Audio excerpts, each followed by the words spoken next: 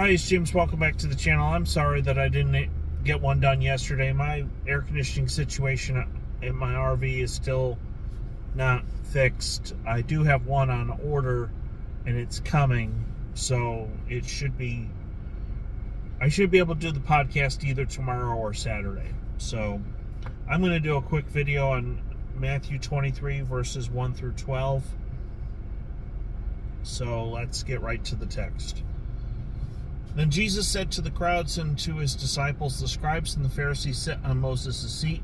So do and observe whatever they tell you, but not the works they do, for they preach but do not practice. They tie up heavy burdens, hard to bear, and lay them on people's shoulders, but they themselves are not willing to move them with their finger. They do all their deeds to be seen by others, for they make their phylacteries broad and their fringes long, at feasts and the best seat in the synagogues and greetings in the marketplaces, and be called rabbi by others. But you are not to be called rabbi, for you have one teacher, and you are all brothers. And call no man your father on earth, for you have one Father who is in heaven. Either be called instructor, for you have one instructor, the Christ. The greatest among you shall be your servant. Whoever exalts himself will be humbled, and whoever humbles himself will be exalted." My first point is this, that the law does not set people free.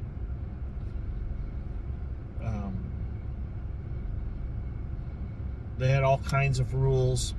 If you read Galatians, you can see how there was a group that came in after Paul to the church in Galatia and tried to get them to follow the law again. And the law doesn't set people free. Now, grace doesn't mean you can do whatever you want.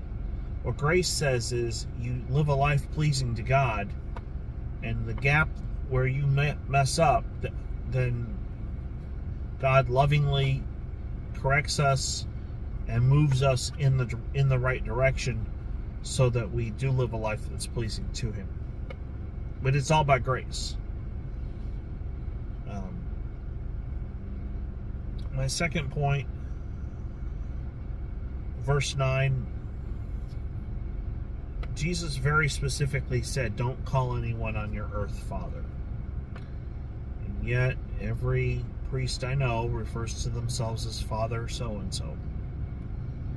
And I know that we're supposed to be ecumenical, and I've worked with Catholic priests in the past as a hospital chaplain, and I'm glad that they're there, because as a Protestant, there's a lot of patients that aren't going to want to talk to me. But I'm Protestant through and through. There's John Calvin, there's Martin Luther.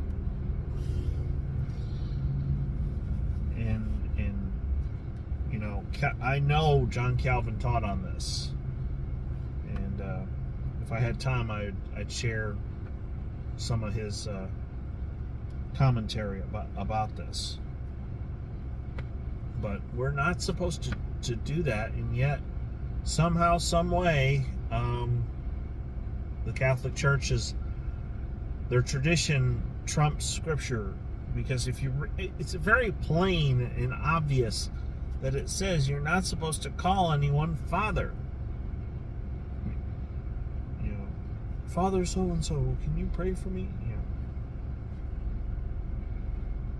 Anyway, point number 3, my third point, is verse 12. Whoever exalts himself will be humbled. Whoever humbles himself will be exalted.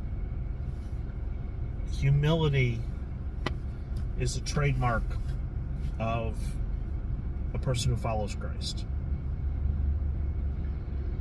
I am no better than anybody watching this video. Put my pants on the same way everybody else does, one leg at a time. And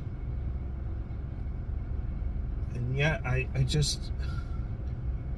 see people who claim to be ministers, and they're living in these extraordinary houses. They got big houses, big jets. Oh, I gotta have a jet so I can fly across the country and preach the gospel. No,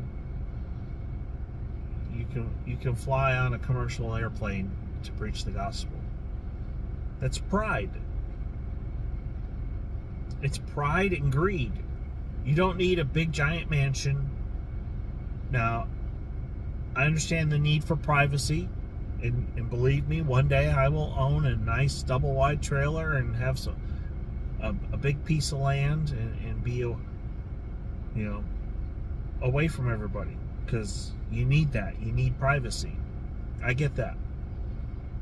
You don't need a big giant house to preach. There shouldn't be anybody living in a mansion. And unfortunately, some people's pride has blinded them to the truth. I've talked about this many times on this channel. There's a lot of preachers out there that are rich. They've made money because of the gospel. And I believe that God will bless you. But if God chooses to bless you, you need to use that to be a blessing to other people, not to hoard it to yourself. Somebody asked me when I got board certified as a chaplain why I should be board certified. And my response was to list all the people that God has put in my life to help me get to where I am. And that, I don't like using myself as an example, but that right there is humility. It's remembering the fact that God puts people in your life to teach you things, and that no matter what you do in life, you wouldn't be where you are if it wasn't for the grace of God. So anyway, I will do the podcast this weekend. I truly am sorry for what happened. This whole air conditioning thing has been an interesting time. When I get home, the place is going to be a sauna, and I have to open the front door and air the place out, and it's going to be not a lot of fun. So, but just keep me in your prayers, and the air conditioning unit should be here either tomorrow or Friday or Saturday. So until then, I hope you have a great day, and like I said, try to stay cool because it's real hot out.